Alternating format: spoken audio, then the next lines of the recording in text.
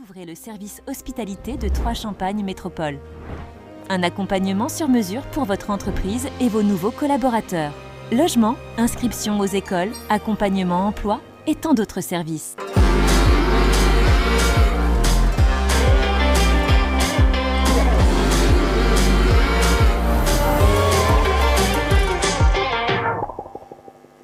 Bienvenue à tous, bienvenue au Cube. Le forum emploi et alternance a lieu en ce moment au Parc des Expos. Un événement porté par Troyes Champagne Métropole. C'est le rendez-vous incontournable pour les entreprises locales qui recrutent et également pour les personnes en recherche d'emploi. L'ensemble des secteurs et des métiers qui recrutent sont représentés. En tout, plus de 270 exposants, c'est en augmentation.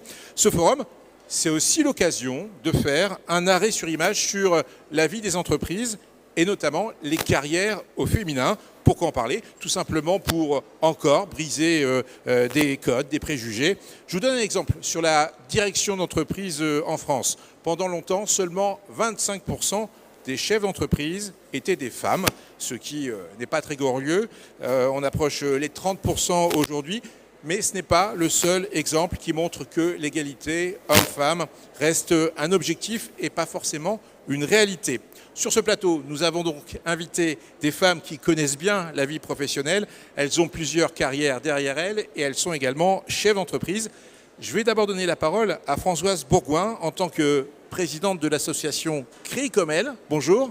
Bonjour. Rappelez-moi l'objectif de l'association Créer comme elle, qui a un rapport avec notre entretien.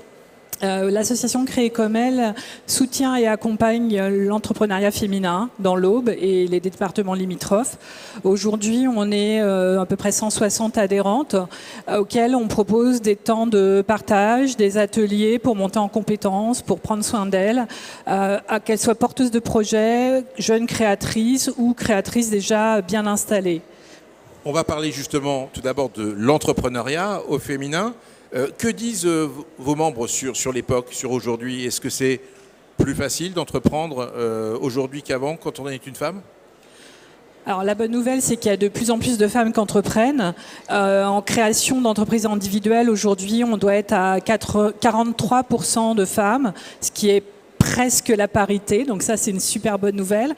Après, il demeure quand même des freins, parce que les femmes ont plus de mal à lever des fonds, ont plus de mal à aller chercher de l'argent et ont très souvent un syndrome de l'imposteur et se mettent plus de freins que les hommes dans cette démarche entrepreneuriale.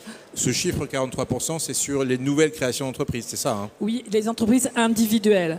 Voilà. Parce que les femmes vont avoir tendance à entreprendre dans des métiers de femmes et très souvent des métiers de service et des entreprises individuelles. Donc en fonction des secteurs, évidemment, on a des statistiques complètement différentes. Tout à fait. Vous êtes vous-même coach dans la transition emploi-retraite, c'est ça? Transition professionnelle. Globalement. Vous rencontrez donc des femmes aussi dans votre carrière et des femmes qui font carrière. Est-ce qu'il y a encore dans l'entrepreneuriat des codes, des préjugés très forts à abattre? Est-ce qu'on est encore dans des symboles à casser? Après, je pense que c'est lié aussi à l'éducation. Les femmes ont du mal à aller demander, à aller chercher, à aller conquérir. Toutes les histoires qu'on nous raconte quand on est petite, c'est le prince charmant qui fait ça, hein, c'est pas la princesse. Donc c'est difficile encore pour les femmes d'aller chercher et d'aller conquérir des marchés, d'aller vendre des prestations. Ça reste encore difficile. Il y a déjà encore quelques blocages culturels. Oui, des blocages de l'éducation et la plupart des métiers sont genrés et les femmes vont entreprendre dans des métiers de femmes, ce que je vous disais, et des métiers qui ne sont pas forcément ceux qui rapportent le plus financièrement. À vos côtés, deux femmes qui ont une vie professionnelle bien fournie et qui vont montrer dans leur exemple et dans ce qu'elles ont vécu, justement, peut-être ces disparités entre les secteurs et c'est parfois ces difficultés à faire carrière dans certaines filières. Par exemple, Gaëlle Viardot, vous êtes la dirigeante d'Aube Électronique. Décrivez-moi en quelques mots déjà votre entreprise. Bonjour, donc Aube Electronics, c'est une société de fabrication de cartes électroniques et de faisceaux électriques. Nous sommes aussi distributeurs de ventilateurs et moteurs pas à pas Sanyo Denki. On est une PME basée à Saint-Thibault et on est 12 personnes. Qu'est-ce qui vous a motivé à entreprendre ? Ça a toujours été dans mon ADN d'être autonome, de vouloir voler de mes propres ailes, de vouloir toujours plus. L'ambition, ça fait partie de moi. Le côté indépendante. Après, être une femme dans l'industrie, puisque c'est le sujet qui nous intéresse, pour moi, c'est naturel en fait. J'ai pas eu besoin de faire ma place en tant que femme dans un métier d'homme en fait. Si je vous dis que selon l'INSEE, seulement 4% des dirigeants d'entreprises dans l'industrie sont des femmes en France, ça veut dire que vous représentez 4% de ces femmes. Et vous dites que c'est naturel. Il y a comme un fossé entre votre réalité et les statistiques. Je ne sais pas qui a vrai. Hein. Moi, je le fais naturellement. Tous les jours, je me dis pas « Oh là, aujourd'hui, je vais travailler avec des mecs ».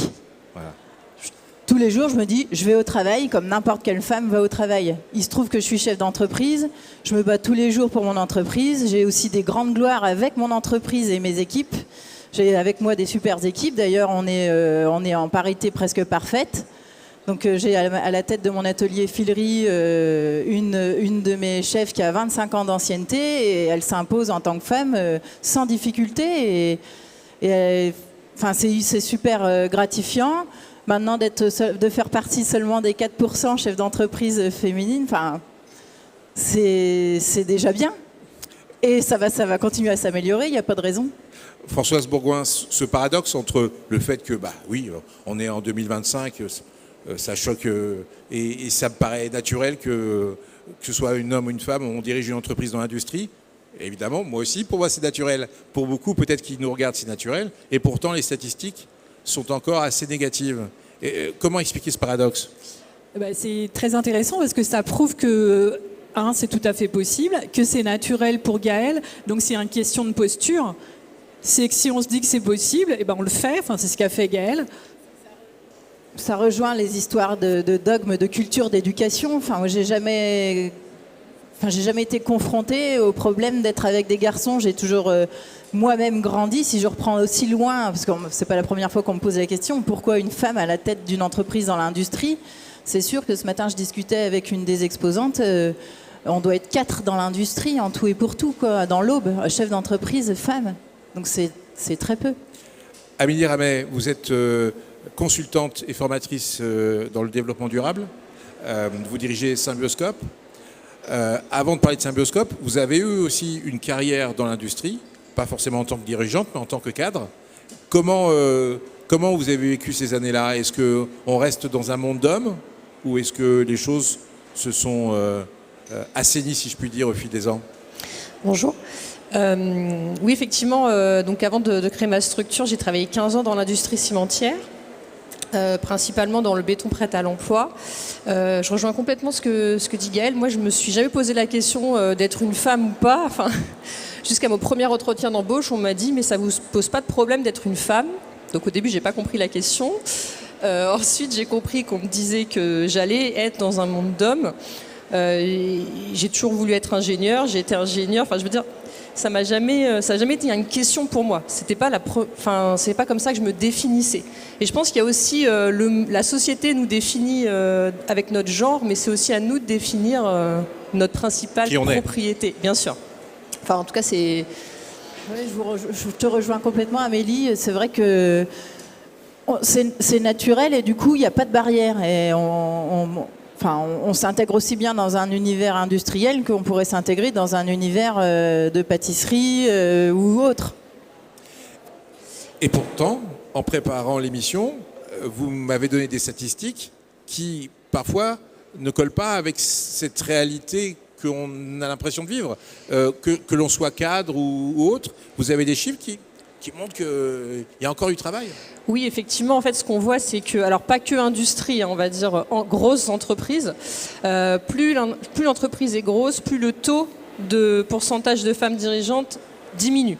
Clairement, en CAC 40, on est à 6%. Il y a 3 femmes directrices générales sur tout le CAC 40. Je crois que c'est sur les 120 plus grosses entreprises, on est à 20% juste en direction, pas présidence. Hein. Donc effectivement, il y a ce qu'on appelle le plafond de verre qui existe aujourd'hui, où c'est compliqué de passer un certain niveau dans les grandes entreprises. On va dire, qu'est-ce qui explique cela? Il y a les réseaux. La femme, elle n'est pas forcément à l'aise dans les réseaux. En tout cas, on ne lui a pas appris à travailler en réseau. Et ensuite, il y a la posture qu'on se donne. Est-ce qu'on se sent capable? Et est-ce que les autres se sentent capables? Et est-ce que les autres sont prêts à prendre le risque? Parce qu'aujourd'hui, c'est encore un risque de prendre une femme parce que ce n'est pas le même profil que la personne qui était précédemment, qui était dans la majorité des cas un homme. Donc vous êtes en train de me dire que, d'une certaine manière, il faut casser un petit peu les habitudes, et pas forcément les codes, mais casser les habitudes entreprise par entreprise. En préparant aussi l'entretien, je ne sais plus qui m'a dit, voilà, maintenant c'est très accepté culturellement qu'on soit directrice juridique ou directrice RH, mais pas forcément dans le commercial, pas forcément dans d'autres... C'est vous, Amélie. Oui. Et là aussi, on a l'impression que c'est que du culturel. Il n'y a aucun autre obstacle. Alors, il y a aussi le pourcentage de femmes dans l'entreprise qui est plus faible dans les métiers opérationnels. Donc forcément, la probabilité d'arriver à les postes de management est aussi plus faible. Et effectivement, la loi nous impose un pourcentage de 40% dans les COMEX. Donc en fait, ce qui s'est passé, ce que montrent les études, on a augmenté le nombre de sièges dans les COMEX pour mettre des femmes. Comité exécutif, voilà, ouais. Comité exécutif. On a augmenté le nombre de sièges dans les COMEX pour mettre des femmes dans les métiers, ce qu'on appelle support. Donc juridique, RH, développement durable de temps en temps, mais très peu dans l'opérationnel. Si on regarde juste l'opérationnel, c'est encore compliqué. Mais on y croit. On a un mélange là de culturel, de barrières personnelles ou de barrières collectives. On a l'impression qu'on est à la croisée des chemins, mais tout n'est pas encore accompli, Françoise Bourgoin. Oui, pour rebondir sur ce que dit Amélie, je pense que les femmes manquent souvent de modèles, en fait, d'inspiration. Et plus il y aura des femmes comme Gaëlle, par exemple, plus on se dit que oui, c'est possible, et plus ça va donner envie à des jeunes filles d'aller dans cette direction-là. Que quand on n'a pas de modèle, on n'y pense pas, en fait. Et on ne se met pas dans cette position et dans cette posture d'aller occuper ce type de poste. Donc plus il y en aura, plus il y aura de modèles. Et plus ça donnera envie à d'autres personnes de le faire. Est-ce qu'il suffit d'attendre? Est-ce que le temps est un ami et qu'il suffira d'attendre? Ou est-ce qu'il y a d'autres barrières à casser? Il ne faut pas attendre, il faut foncer. Oui. Il faut y aller, en fait. Il ne faut pas trop se poser de questions, sinon on ne le fait jamais. Mais qu'on soit un homme ou une femme. Hein. Entreprendre, homme ou femme, je pense qu'à un moment donné, il faut y aller. Si on en a envie, il faut y aller. Il faut se battre pour son projet aussi. Amélie? Oui, je pense qu'il y a aussi notre culture qui est très quand même dans la prudence. Et aujourd'hui, un échec, en tout cas dans la culture française, ne permet pas d'avancer. Alors que si on prend une culture anglo-saxonne ou de l'autre côté de l'Atlantique, finalement, quelqu'un qui n'a pas vécu d'échec est moins pris au sérieux que quelqu'un qui en a vécu et qui a rebondi, qui a réussi à recréer quelque chose. Donc ça, c'est vraiment en allant à des tables rondes comme ça, par exemple, en faisant des actions, en me disant mais prenez le risque. Vous avez le droit à l'erreur, c'est même pas une erreur, c'est genre prenez le risque et vous avancerez, vous allez apprendre. Ça, c'est vraiment très culturel, je trouve. Et puis, il y a l'école. Orientez vos filles vers des filières dites de mecs. Faites des maths, mesdemoiselles. Allez dans des écoles d'ingé. Je l'ai fait, Amélie l'a fait. De formation. Okay. Donc ça se fait, c'est possible, c'est pas un problème de capacité, c'est juste un problème de posture, d'envie, allez-y, et ça marche, quoi. Ce que je veux comprendre, et ça va être une question un peu provocante, d'un homme stupide, est-ce que le principal obstacle, c'est dans la tête, ou est-ce que c'est dans la société, Françoise? Les deux. Les deux? Alors la société fait que c'est dans la tête. On va dire ça comme ça. Mais donc, Amélie? Justement, on était la semaine dernière à Chrétien 3 avec la préfecture pour dire aux jeunes filles de Chrétien 3 du lycée, en tout cas, allez vers des filières scientifiques. N'écoutez pas ce que la société peut vous dire. N'écoutez pas ce qu'on peut vous dire que vous n'avez pas le niveau, que ça va être des postes difficiles à trouver. Non, foncez, tester. La science nous attend, l'ingénierie nous attend, l'industrie nous attend. Faut pas je pense que la société et peut-être les générations plus âgées ont des peurs qui retransmettent aux filles et qui sont aujourd'hui pas fondées. Gaëlle, c'est plus dans la tête ou dans la société? Dans la tête. Voilà, donc il y a toutes les raisons de foncer. Eh ben, je vais vous demander à chacune une dernière question, c'est quel conseil vous donneriez à une jeune femme, une lycéenne, qui pense encore à sa vie professionnelle, qui n'est pas encore en orientation, qui n'a pas encore fait son parcours sur Parcoursup, et Dieu sait si parfois c'est compliqué. Quel conseil vous donneriez? Déjà, il n'y a pas de règles, tous les chemins mènent à Rome, et surtout, il faut être curieux et avoir beaucoup envie d'apprendre, et ça vous emmènera partout, et n'importe où. Moi, je dirais que le choix que vous faites aujourd'hui ne va pas déterminer toute votre carrière et toute votre vie. Donc, si vous choisissez quelque chose aujourd'hui, demain, vous pourrez changer, rebondir, changer d'orientation. Donc, ne vous traumatisez pas avec ça. Prenez quelque chose qui vous plaît aujourd'hui et demain, vous pourrez rebondir. Françoise, le mot de la fin? Faites ce que vous avez envie de faire, surtout, ce qui vous plaît. N'écoutez pas vos parents, pas beaucoup. Mais allez vers ce qui vous plaît, ce qui va vous donner envie, et vous mettez pas la pression avec Parcoursup parce que vous aurez plein de métiers dans votre vie. Donc, soyez libre en quelque sorte. C'est ce que je dis à ma fille de 17 ans. Merci à toutes les trois d'avoir participé. C'était vraiment très intéressant de sentir un petit peu votre opinion sur cette idée-là. Gaëlle? Merci. Mais de rien. On se retrouve très bientôt pour un nouvel entretien des rendez-vous de l'emploi. Merci.